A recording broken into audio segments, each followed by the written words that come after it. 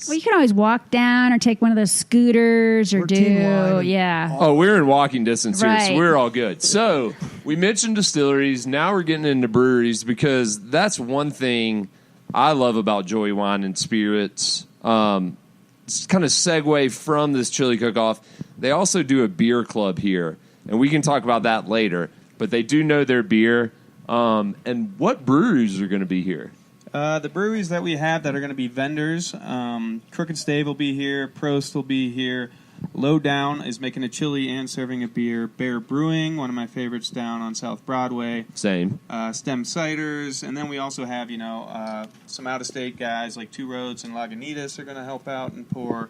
Definitely a shout-out to Prost because they've been here since day one. They've been helping out a lot, and quite frankly, well-made German beer is great festival beer. Everyone knows that. And it's good for chili. Is that the boys over there right off 20th and the interstate right there? Yeah, exactly. And then I want to rehash that thing with Cafe Brazil. That's 38th and Lowell. As everyone knows, we love to give cross streets.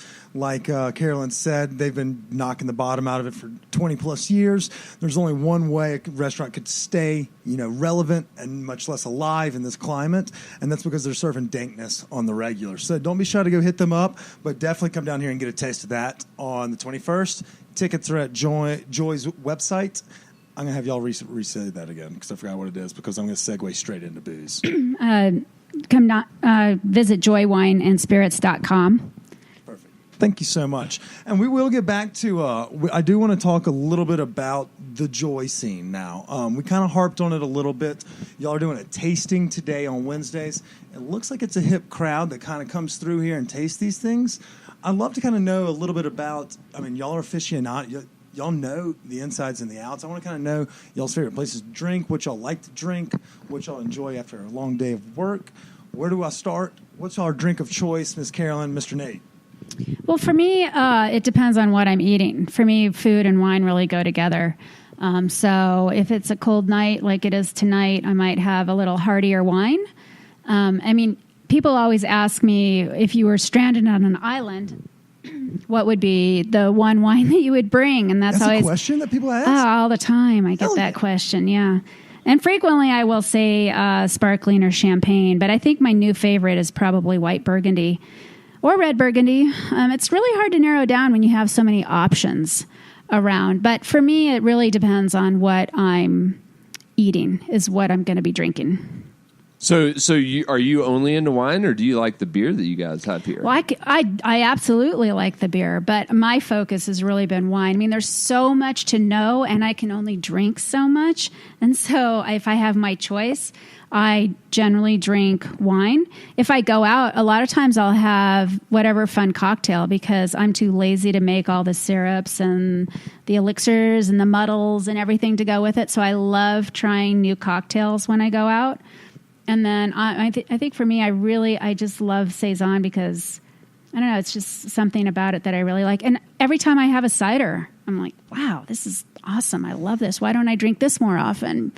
But I'm I can only drink so much. I'm with you on the cider kick. People don't realize there's a lot of interesting stuff happening with ciders, and particularly interesting stuff happening here in Colorado with stem ciders.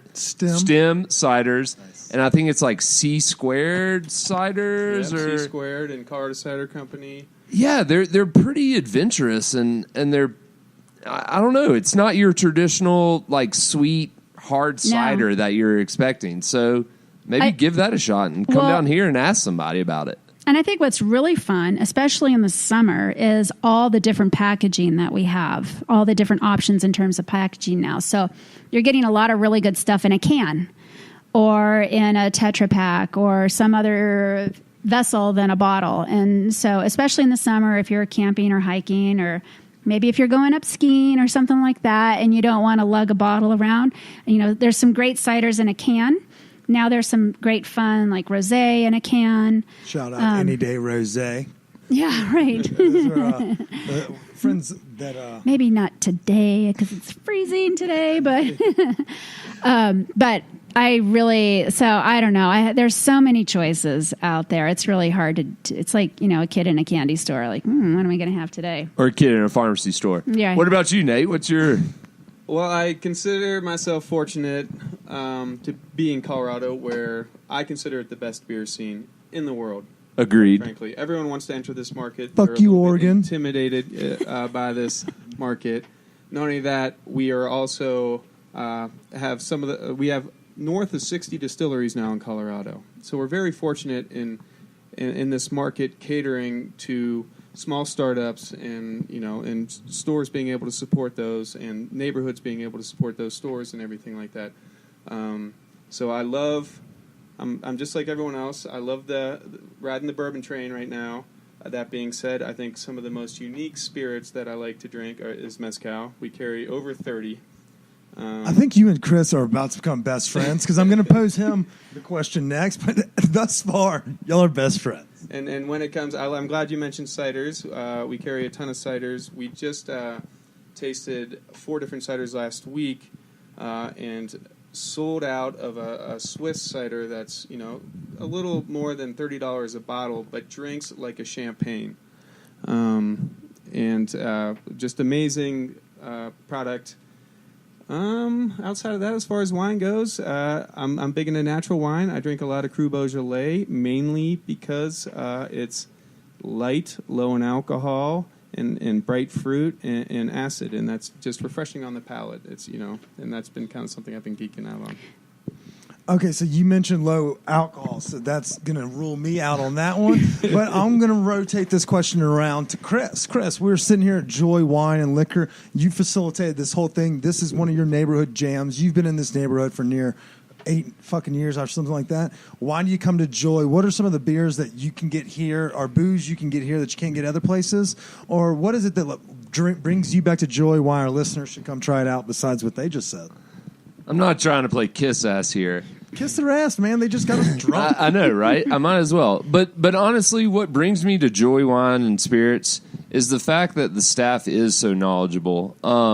I've come in here before and asked somebody, hey, I'm making this dinner. I'm making like a chicken curry, a little bit of a spice. I did do this last week. It was good, John. And, it was really good curry. And I was just asking, I think it was Mason. I had asked him, hey, I'm looking, to do this. I'm having some friends over. I don't want to spend too much on wine, but I'm looking for a wine that pairs well with this into the $15, $20 range. And he provided me with probably 4 different options, red and whites, kind of described them to me and let me kind of make my own decision, which I feel like you miss at certain places when you just go into big stores and try to locate your own things. You don't get this education behind it, which is really fascinating. And on top of that, I even emailed you guys a question one time about a possible wine trip to Oregon. And that same day, I got back a 4-day itinerary for a trip through Oregon. So it's the hands-on attentiveness, responsiveness. It's like your family pharmacy or your family grocery store. It's the kind of, the folks behind the counter, and they'll be able to help you out. It's a personable touch. So exactly. And it's not pushy. It's not pretentious. It's what do you like? And then they also offer you other suggestions. I think Carolyn was talking about that earlier. Like if you like Budweiser, they may refer Le Blat Blue. Yes. or like maybe a local Colorado or Boone's Pilsner Farm or something and like Manischewitz or Yep. Ooh, Boone's all of those Farm. things. well, he's mentioned, All of those things, I will drink all of those things. Y'all make it sound. I don't turn down a free drink ever. Just mix it with 7-Up. And Nate mentioned mezcal here, and I got back. Well, actually, around this time last year, one of my best friends got married in Mexico, and so I took a big vacation down to Mexico City and learned all about mezcal, and it's incredibly fascinating. And I know it's one of the most popular spirits in America right now, but I don't think people fully understand the complexity of mezcal and what it is and how you can drink it. So clue us in, Nate. It is one of the more unique things. We talk about small production wine. Winemakers, natural wine, and winemakers are starting to be looked at like artists now.